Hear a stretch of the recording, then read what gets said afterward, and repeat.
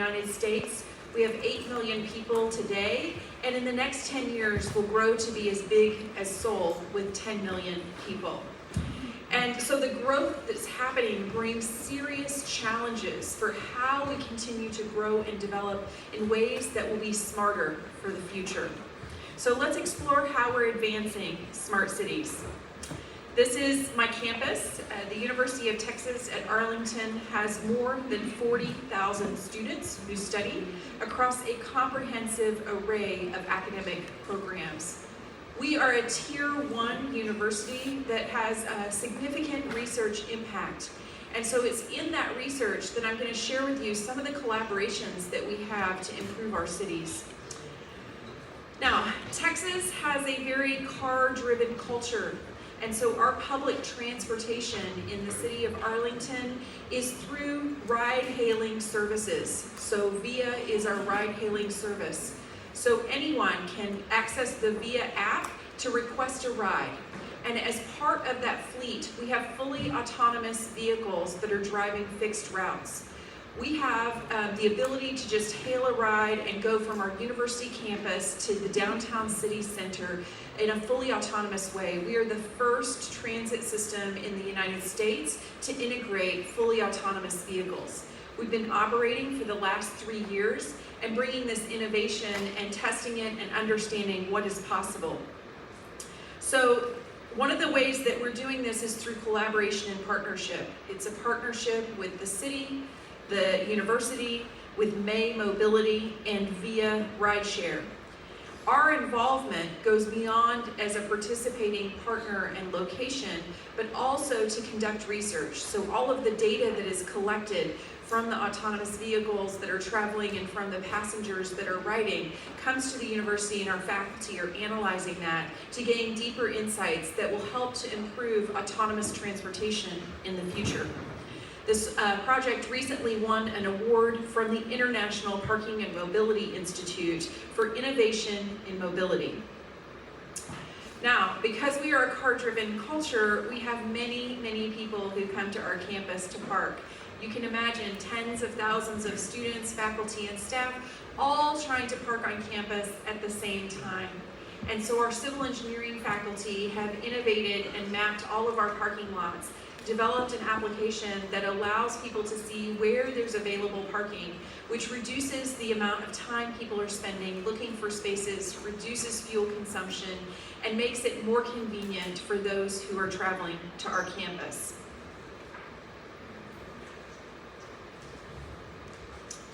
Now, we also have research looking at how to make our traffic signals smarter. With the rise of autonomous vehicles, we need smart technology that allows our transportation infrastructure to talk to our vehicles. And so he's working on ways to create smarter traffic signals that make traffic more efficient, create a safer environment for our vehicles to travel on. We're also looking at how we revolutionize infrastructure management. And one of the things we've done is partner with our State Department of Transportation to develop a cutting-edge mobile technology and a comprehensive database that streamlines the way that we manage our bridges in our state. Our state is very big, and so we have many, many bridges. And so one of the things that we've done is catalog all of the GPS coordinates and all of the intricate details of the bridges so that that information is immediately available and allows for better tracking of when bridge maintenance needs to be done, as well as to monitor potential problems with any bridges. This has helped us pave the way for our State Department of Transportation to embrace automation and ensure that our bridges across the state are safe. What I love about working at a university is the opportunity to see innovations every day, to see the ways that we can partner with local governments, state governments, national governments, and with companies to be able to create the right kind of smart city infrastructure to support our communities. We're also looking at things like how do we manage vegetation along our roadways. And so we want to improve air quality, reduce flooding, and by using data that's specific across roadways along the state, we can monitor vegetation and to say this is the right kind of thing to plant in this location to reduce erosion and increase roadside safety. Another researcher is looking at what's going on below our streets and our pipes and water mains. He and his team are exploring how asset monitoring technologies like drones, sensors, and fiber optics can improve the maintenance of our underground infrastructure. And if we go from there to far in the sky, we have faculty that are focusing on solar flares and the interruption of electric systems, and how can we create more reliability in our energy infrastructure. These are just a few of the projects we have that are shaping the way that we're integrating technology and data into planning and development efforts. Our research has broad implications for smart cities everywhere. Now, when we think about the sustainability of the work that we're doing, we have significant environmental impacts.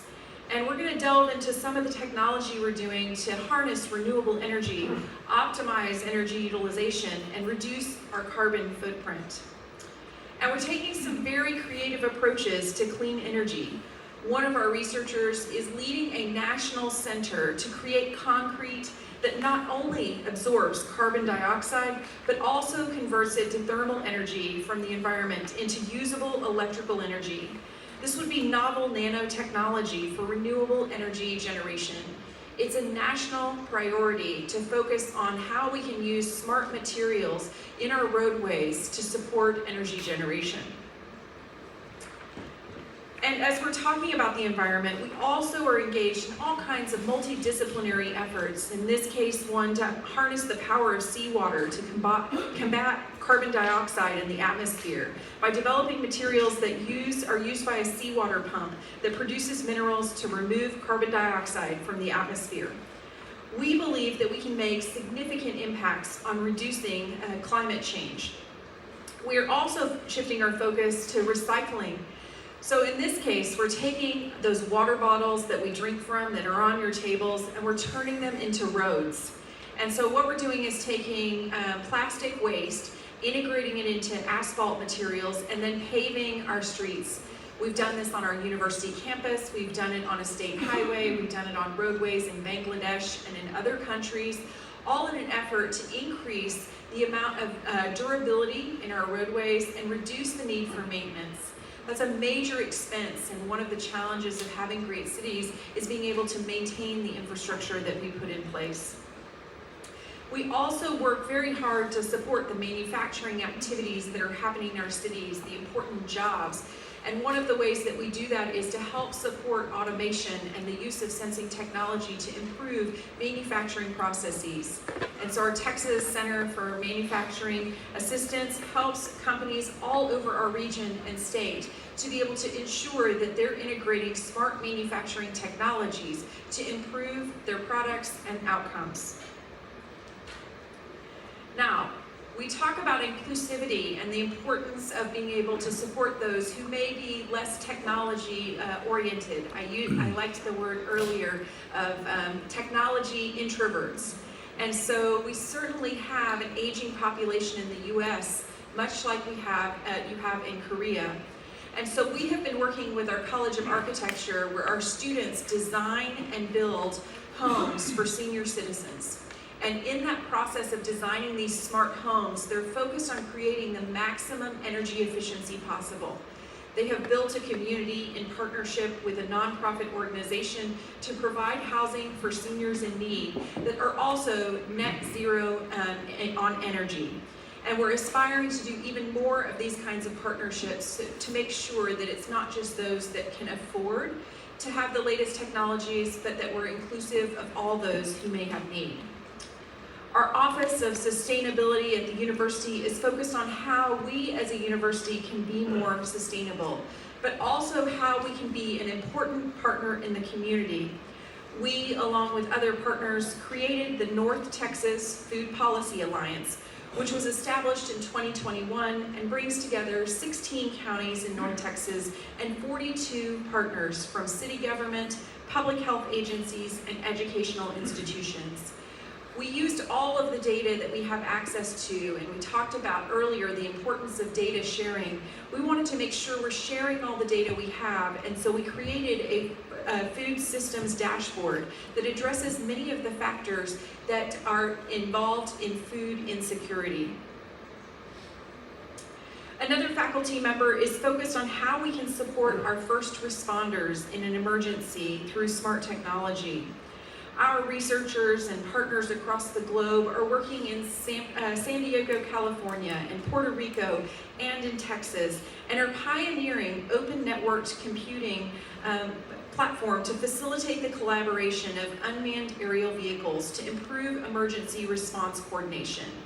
You can imagine in the midst of an emergency, and we've seen a number in the news, that this project aims to transmit real-time video information to responders and be able to get to the areas of the site that are most important, so that first responders can get to those areas that most need a response and to rescue people in need.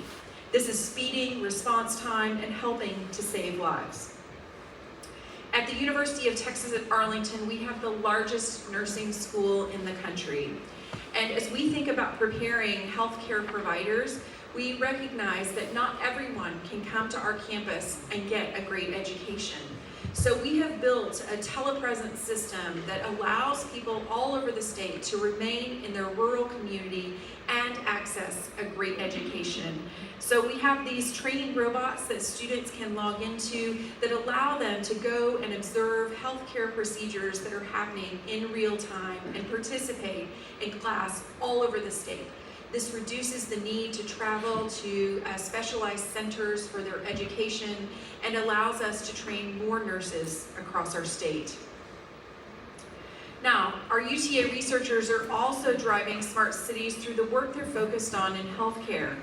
We have created smart care apartments in a senior living community that is focused on extending independent living for seniors and individuals with disabilities. We've integrated advanced sensors to monitor walking gaits and weight changes for early detection of health concerns. And we employ sophisticated cameras to analyze heart rates, facial expressions, and skin color. Additionally, these apartments incorporate systems to track medication management and sleep patterns, along with assistive features such as a lift chair, high-tech appliances, and exercise equipment. Our research is focused on how we can pioneer transformative healthcare solutions and to create smarter places for people to live and to improve the quality of life for senior citizens and those with disabilities.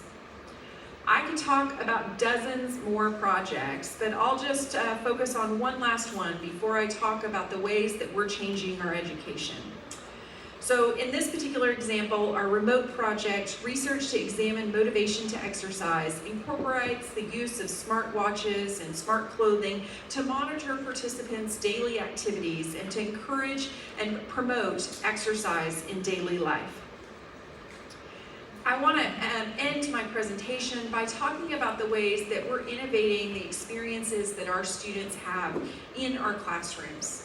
Earlier this year, we opened our brand new Smart Hospital, which is a highly sophisticated simulation environment for our students in healthcare. Students start in virtual reality simulation labs where they're able to monitor patients and be able to look for symptoms and be able to walk through the steps that they'll take in a healthcare environment. The students then move to simulation environments where they're working with dummy patients that are very sophisticated robots that are able to use artificial intelligence to have back and forth conversations with our students as they're asking about symptoms, how they're feeling, and these robots are able to simulate tens of thousands of different kinds of healthcare situations so that we're preparing students to become experts in diagnosis and to be able to help support the care of these patients before they move on to real-world patients. This Smart Hospital is state-of-the-art and one of the best in the United States. So our students are getting the best education they can possibly get, whether it's training teachers in biometric feedback or thinking about the ways that we're incorporating training students on how to create prompts to work with artificial intelligence and other kinds of platforms. We want to make sure that we're preparing our students for the future they'll encounter once they graduate.